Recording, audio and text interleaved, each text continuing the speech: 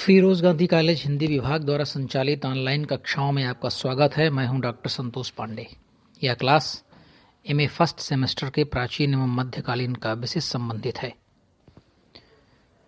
मैंने अपनी पिछली 5 कक्षाओं में 6 प्रश्नों पर विचार किया है, यानी 6 प्रश्न हम लोग कर चुके हैं और ये सभी प्रश्न पद्मावती समय से संबंधित हैं। इन 6 प्रश्नों में जो पहला प्रश्न था वो था रासो काव्य परंपरा में पृथ्वीराज रासो का स्थान निर्धारित कीजिए। दूसरा था कि पृथ्वीराज रासो की प्रामाणिकता एवं अप्रामाणिकता के संदर्भ में अपने तर्क प्रस्तुत कीजिए। तीसरा प्रश्न था कथा प्रवाह एवं प्रबंधात्मकता के दृष्टि से पद्मावती समय की समीक्षा कीजिए या सिद्ध कीजिए कि पद्मावती समय की स्वतंत्र कथा के रूप में सफल विकास हुआ है और उसमें प्रबंधात्मकता भी बनी रही है। चौथा प्रश्न था हमारा पृथ्वीराज रासो का महाकाव्यत्व। पांचवा प्रश्न था हमारा पद्मावती समय के आधार पर चंदबरदाई के काव्य सौंदर्य की समीक्षा कीजिए या भाव पक्ष तथा कला पक्ष के आधार पर पद्मावती समय की समीक्षा कीजिए या पद्मावती समय का काव्य सौंदर्य पर एक निबंध लिखिए। और छठवां प्रश्न था हमारा वस्तु वर्णन की दृष्टि से पद्मावती समय की समीक्षा कीजिए। तो हम 6 प्रश्न कर चुके हैं और अब मैं सोच रहा हूं कि किसी दूसरे कवि को लिया जाए। इस पर शेष प्रश्न हम बाद में करेंगे। तो दूसरे कवि को जो हम ले रहे हैं वो हैं हमारे संत कवि रैदास। तो संत कवि रैदास के ऊपर भी कुछ प्रश्न हो जाएं, उसके बाद फिर अगर समय रहेगा तो पुनः हम पद्मावती समय, चंदबरदाई और पृथ्वीराज रासो की तरफ लौटेंगे। तो आज हम जिस प्रश्न को ले रहे हैं वह प्रश्न है मध्यकालीन हिंदी संत काव्य परंपरा पर एक विस्तृत निबंध लिखिए। मध्यकालीन हिंदी संत काव्य परंपरा पर एक विस्तृत निबंध लिखिए या मध्यकालीन हिंदी संत काव्य परंपरा के विकास क्रम को रेखांकित करते हुए इसमें रैदास का स्थान निर्धारित कीजिए। अब देखिए, इस सवाल में आपको 2 काम करना है। पहला तो ये काम करना है कि जो मध्यकाल की हिंदी संत काव्य परंपरा है उसको पूरा का पूरा दिखा देना है। अगर केवल सवाल यही आ जाए कि मध्यकालीन हिंदी संत काव्य परंपरा पर निबंध लिखिए तो वो पूरा दिखा दीजिएगा। लेकिन सवाल अगर ये आ जाए कि इस संत काव्य परंपरा में रैदास को भी आप शामिल कीजिए, तो हम क्या करेंगे कि हम पहला सवाल जो देंगे आपको वो देंगे मध्यकालीन हिंदी संत काव्य परंपरा पर एक विस्तृत निबंध। हम इसमें रैदास को शामिल नहीं करेंगे। संत काव्य परंपरा में हम रैदास के ऊपर पूरा का पूरा एक अलग क्वेश्चन करेंगे, ताकि रैदास के ऊपर अगर अलग क्वेश्चन आ जाए आपको विस्तृत उत्तरीय दीर्घ उत्तरीय, तो आपको उसे लिखने में कोई दिक्कत ना हो और संत काव्य परंपरावाद तो भी लिखने में दिक्कत ना हो। लेकिन मान लीजिए सवाल ये आता है कि मध्यकालीन हिंदी संत काव्य परंपरा और रैदास, तो क्या करिएगा, इन दोनों प्रश्नों को आप मिला दीजिएगा, तो एक तीसरा प्रश्न तैयार हो जाएगा। आप पहले दिखाइएगा मध्यकालीन हिंदी संत काव्य परंपरा किस प्रकार से है और फिर उसमें रैदास को दिखा दीजिएगा। जिस रैदास को मैंने अलग से क्वेश्चन के रूप में आपको लिखाया है उसको शॉर्ट आंसर में कर दीजिएगा। उसको 25% या 30% ले लीजिएगा उसका निचोड़ और उसको यहाँ दिखा दीजिएगा। तो इस तरह से हमारा ये क्वेश्चन तीसरा तैयार हो जाएगा कि मध्यकालीन हिंदी संत काव्य परंपरा के विकास क्रम को रेखांकित करते हुए इसमें रैदास का स्थान निर्धारित कीजिए। तो हम 2 सवाल करेंगे, लेकिन उसमें से हम 3 सवाल बना लेंगे। तो जिस सवाल पर हम आज पहले बातचीत करेंगे आपके बीच में वह क्वेश्चन है मध्यकालीन हिंदी संत काव्य परंपरा पर एक विस्तृत निबंध लिखिए। तो आपने हेडिंग डाल दी होगी मध्यकालीन हिंदी संत काव्य परंपरा पर एक विस्तृत निबंध लिखना है हमें। तो आप हेडिंग डालेंगे मध्यकालीन हिंदी संत काव्य परंपरा और इसमें लिखेंगे अध्ययन अध्यापन की शैली वही रहेगी जैसी ऑफलाइन कक्षाओं में रहती है। मैं यहाँ से आपको कुछ नोट्स दूंगा और जहाँ कहीं आवश्यकता होगी उसे व्याख्यायित करता हुआ चलूंगा। चलिए लिखते हैं। भक्ति काल में भक्ति की 2 धाराएं प्रवाहित हुईं। भक्ति काल में भक्ति की दो धाराएं प्रवाहित हुईं, निर्गुण भक्ति धारा और सगुण भक्ति धारा। निर्गुण भक्ति धारा और सगुण भक्ति धारा। सगुण भक्ति धारा की दो उपशाखाएं हैं, कृष्ण भक्ति शाखा और राम भक्ति शाखा। उसी प्रकार निर्गुण भक्ति धारा की भी दो उपशाखाएं हैं, ज्ञान मार्गी शाखा और प्रेम मार्गी शाखा।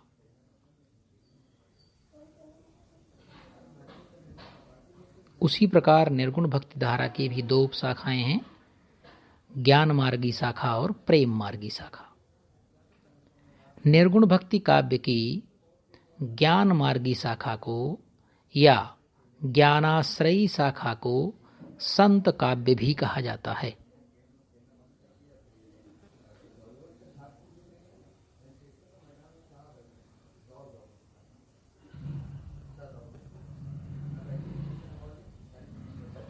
एक लाइन छोड़कर लिखेंगे, मध्यकाल में जब धर्म के मानदंडों में नवीन परिवर्तन हो रहे थे, मध्यकाल में जब धर्म के मानदंडों में नवीन परिवर्तन हो रहे थे और उसे अनेक संघर्षों का सामना करना पड़ रहा था,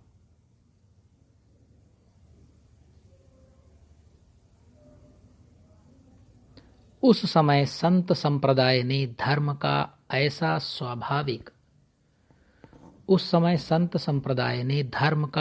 स्वाभाविक व्यावहारिक और विश्वासमय रूप उपस्थित किया कि वह विश्व धर्म बन गया।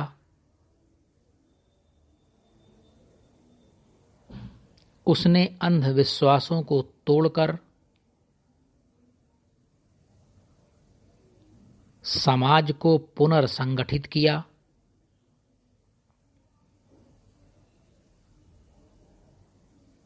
तथा जन जागरण का संदेश दिया।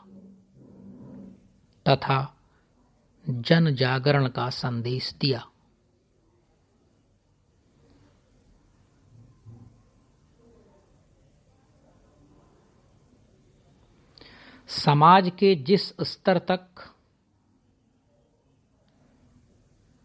धार्मिक ग्रंथों की बात नहीं पहुंच पा रही थी,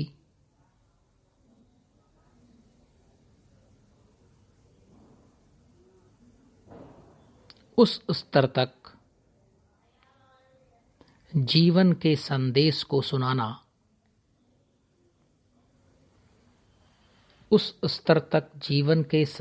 को सुनाना संत संप्रदाय द्वारा ही संभव हो सका।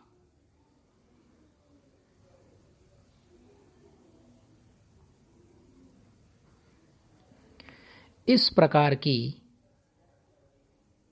हिंदी संत काव्य परंपरा पर निम्नलिखित प्रकार से एक विहंगम दृष्टि डाली जा सकती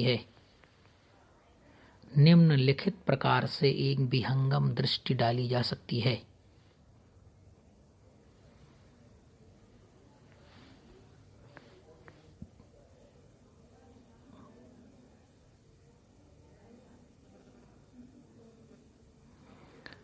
एक लाइन छोड़ के हम जिस पहले कवि को लेंगे इस संदर्भ में, उनका नाम लिखेंगे हम सधना। संत सधना। नंबर 1, संत सधना। संत परंपरा में सधना का उल्लेख है।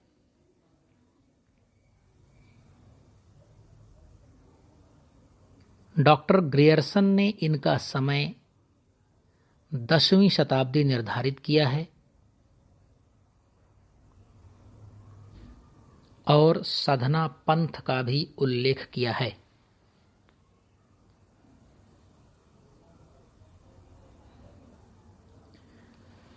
कबीर के पूर्ववर्ती संतों में उनका नाम बड़ी श्रद्धा से लिया जाता है।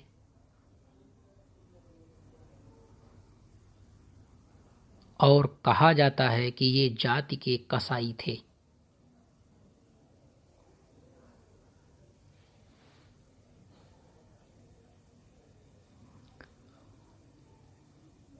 गुरु अर्जुन देव द्वारा संपादित सिखों के आदि ग्रंथ में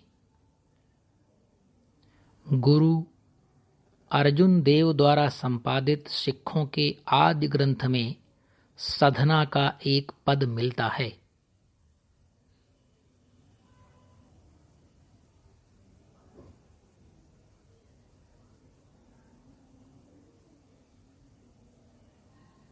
संत रैदास जी ने भी अपने एक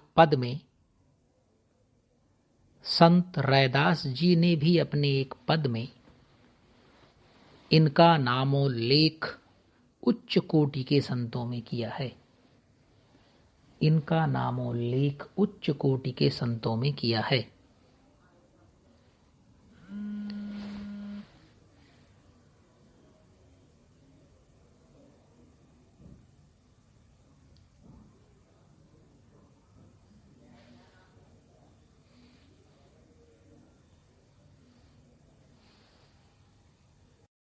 रिकॉर्डिंग में कुछ व्यवधान आ गया था, हम पुनः शुरू करते हैं इसे।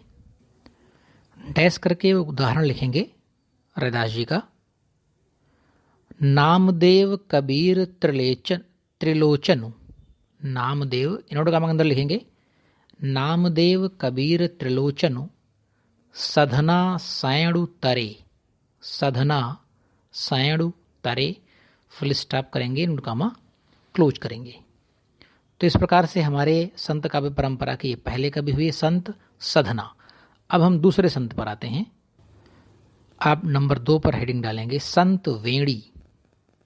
संत वेणी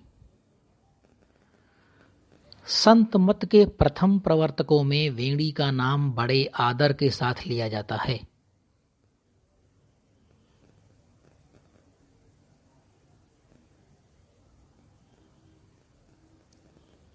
आदि ग्रंथ में वेणी के 3 पद संग्रहित हैं।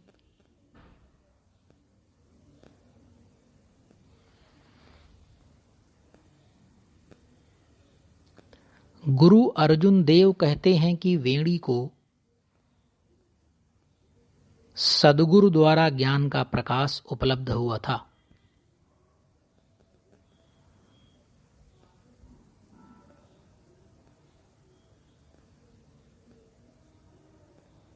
अनुमान से लगता है कि ये कबीर के पहले विराजमान रहे होंगे।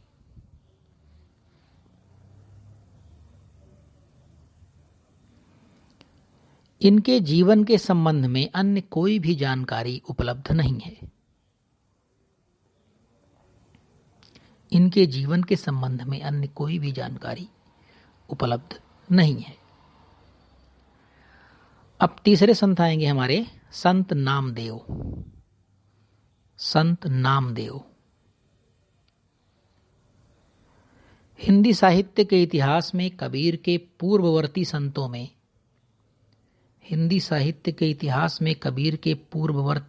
में नामदेव का नाम बड़े आदर के साथ लिया जाता है।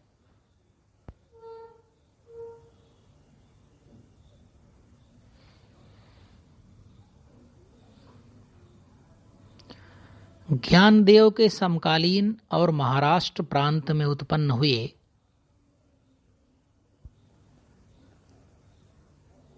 संत नामदेव परम प्रसिद्ध महापुरुष हो चुके हैं। परम प्रसिद्ध महापुरुष हो चुके हैं।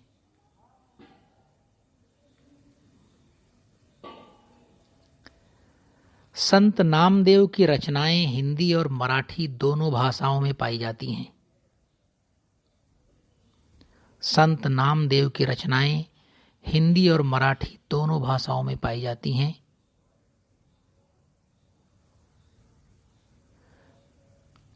गुरु ग्रंथ साहिब में इनके दिए हुए पदों की संख्या 61 है।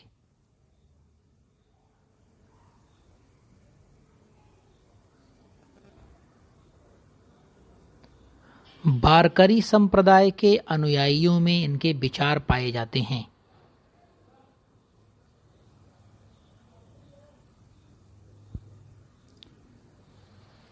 संत नामदेव पहले सगुणवादी थे, बाद में निर्गुणवादी हो गए।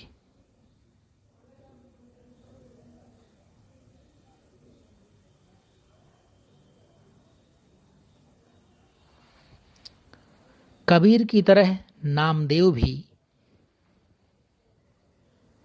नाम साधना पर बल देते दिखाई पड़ते हैं। नाम साधना पर बल देते दिखाई पड़ते हैं। डैश करके एक उदाहरण लिखिए, एक लाइन छोड़ करके नोटकामा के अंदर। तत्व गहन को नाम है, भज लीजे सोई। तत्व गहन को नाम है, भज लीजे सोई। लीला सिंध अगाध है, गति लखै ना कोई। लीला सिंध अगाध है, गति लिखोय ना कोई।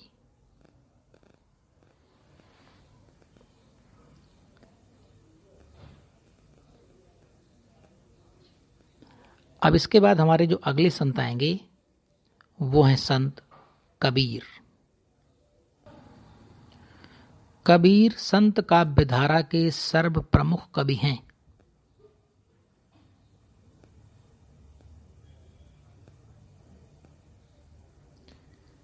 इनके भी जन्म और मृत्यु के संबंध में तमाम प्रकार के विवाद मिलते हैं।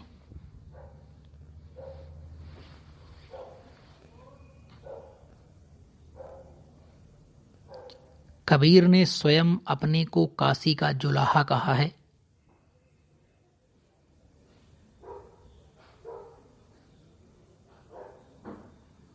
कहते हैं कबीर अपने मृत्यु के समय मगहर चले गए थे। कहते हैं कबीर अपने मृत्यु के समय मगहर चले गए थे। मध्यकालीन संतों की यह विशेषता रही है कि उन्होंने अपनी रचनाओं के संबंध में मध्यकालीन संतों की यह विशेषता रही है कि उन्होंने अपनी रचनाओं के संबंध में कहीं कुछ लिखा तक नहीं है।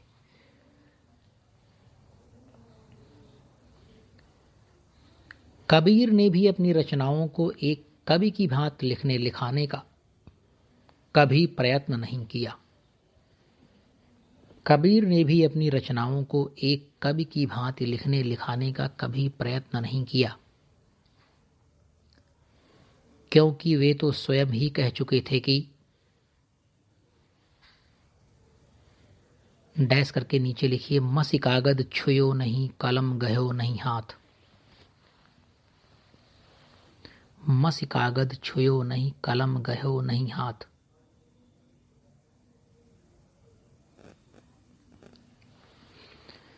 कबीर के नाम से लिखे गए ग्रंथों की संख्या तो बहुत अधिक है,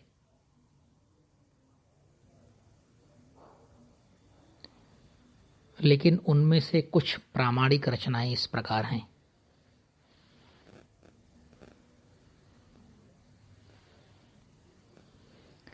रोमन में नंबर 1 डालिए आप, बीजक।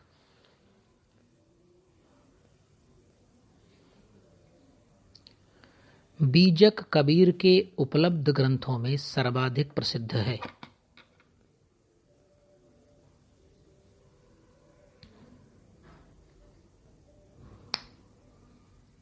बीजक की रचनाएं प्रमुख रूप से रामायणी, सबद, ज्ञान चौतीसा, विप्रमतीसी, हिंडोला, साखी आदि शीर्षकों में विभाजित हैं।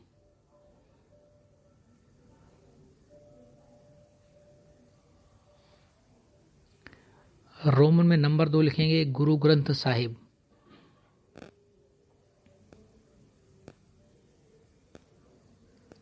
गुरु ग्रंथ साहिब में भी कबीर के नाम से सैकड़ों की संख्या में पद और साखियां संग्रहित हुई हैं।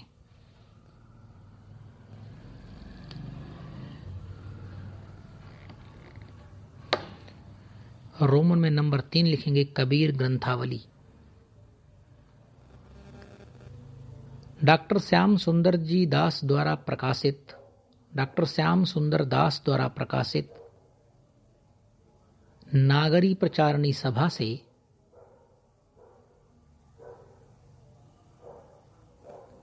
कबीर ग्रंथावली का प्रकाशन हुआ।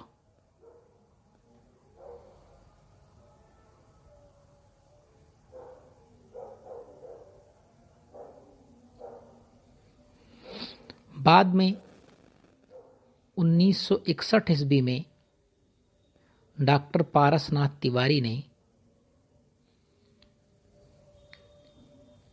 हिंदी परिषद प्रयाग विश्वविद्यालय द्वारा कबीर ग्रंथावली से एक अन्य ग्रंथ प्रकाशित किया।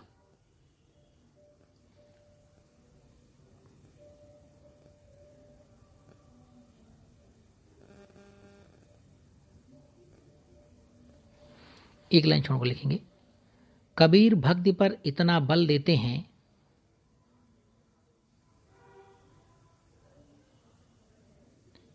कि वे सब कुछ छोड़कर राम को ही भजने का संदेश देते हैं।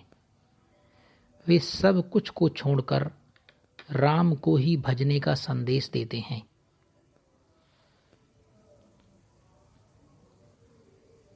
डैश करके उदाहरण लिखेंगे, कहत कबीर चेत रे अंधा, कहत कबीर चेत रे अंधा, सत्य राम झूठा सब धंधा।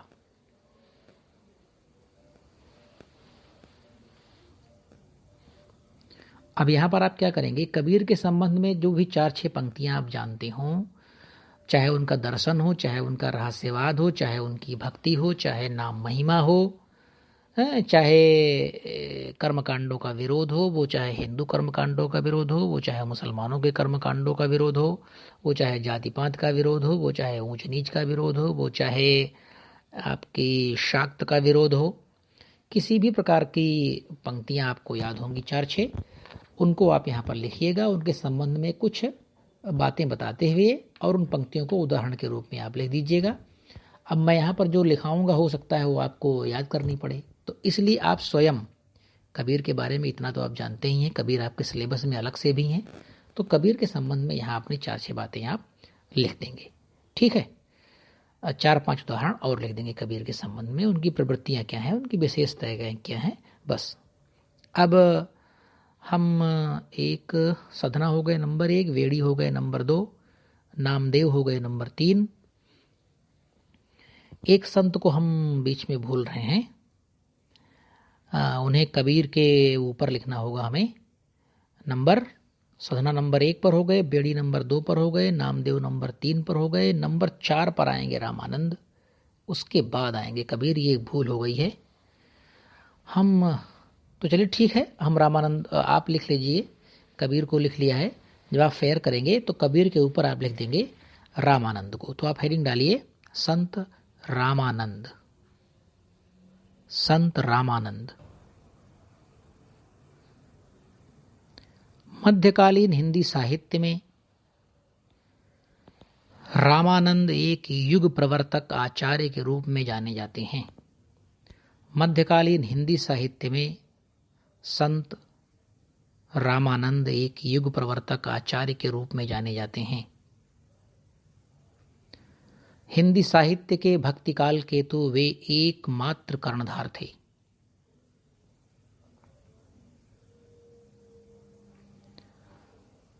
हिंदी साहित्य के भक्तिकाल के तो वह एकमात्र कर्णधार थे। भारत में संत मत के व्यापक प्रचार प्रसार में इनका बहुत बड़ा हाथ था। भारत में संत मत के व्यापक प्रचार प्रसार में इनका बहुत बड़ा हाथ था। सच पूछा जाए तो मध्य युग की समग्र स्वाधीन चिंता के गुरु रामानंद ही थे। इनके बारे में कहा जाता है कि डैश करके नीचे लिखेंगे भक्ति द्राविड़ी उपजी लाए रामानंद। भक्ति द्राविड़ी उपजी लाए रामानंद, प्रगट किया कबीर ने सप्तद्वीप नवखंड।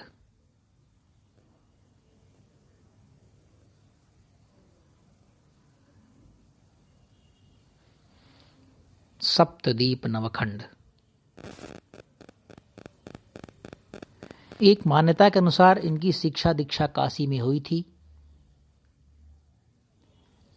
एक मान्यता के अनुसार इनकी शिक्षा दीक्षा काशी में हुई थी और इनके गुरु का नाम सधवानंद बताया जाता है। सधवानंद।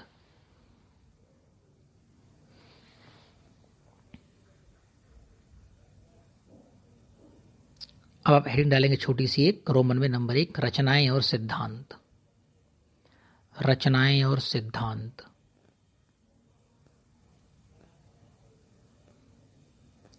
रामानंद जी के रचे हुए केवल 2 संस्कृत के ग्रंथ मिलते हैं। रामानंद जी के रचे हुए केवल 2 संस्कृत के ग्रंथ मिलते हैं। पहला है वैष्णव मताब्ज भास्कर। वैष्णव मताब्ज भास्कर।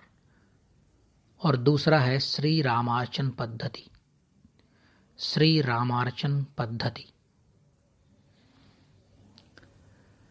गुरु ग्रंथ साहिब में इनका एक पद संकलित है।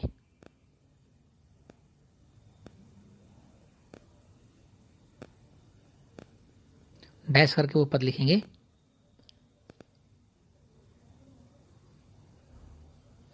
कत जाइए रे घर लागे रंगू। कत जाइए रे घर लागे रंगू, मेरा चितु न चले मन भयो पंगु। कत जाइए रे घर लागे रंगू, मेरा चितु न चले मन भयो पंगु। सतगुरु मैं बलिहारी तोर। सतगुर मैं बलिहारी तोर, जिन सकल बिकल भ्रम काटे मोर। जिन सकल बिकल भ्रम काटे मोर। नाभादास ने रामानंद के संदर्भ में उन्हें नाभादास ने रामानंद के संदर्भ में उन्हें दशधा भक्ति के आगार के रूप में परिचय दिया है।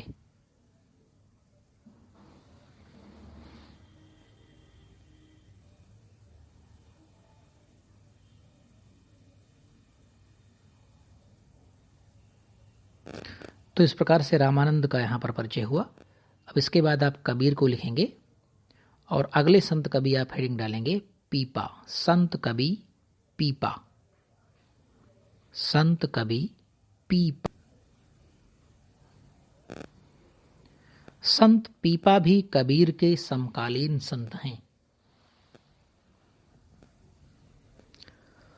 रामानंद के शिष्यों में इनका भी महत्वपूर्ण स्थान है।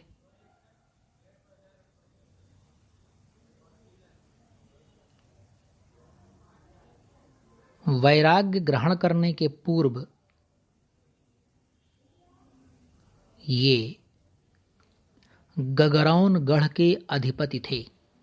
वैराग्य ग्रहण करने के पूर्व ये गगरौनगढ़ के अधिपति थे।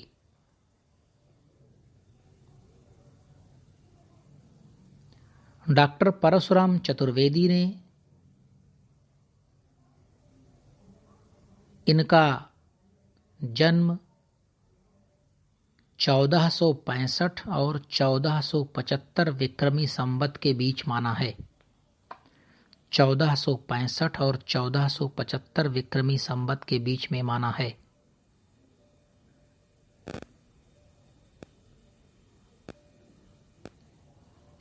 संत पीपा को द्वारिकापुरी से अत्यंत लगाव था।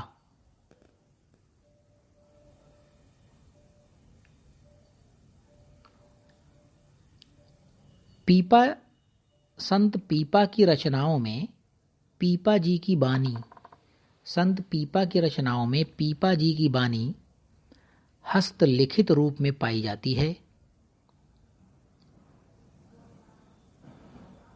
और आदि ग्रंथ में इनके पदों के आधार पर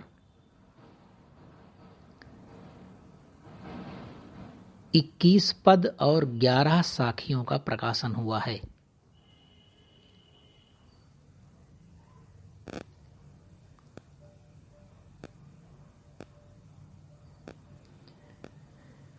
इनके बारे में कहा जाता है कि पूरब में कबीर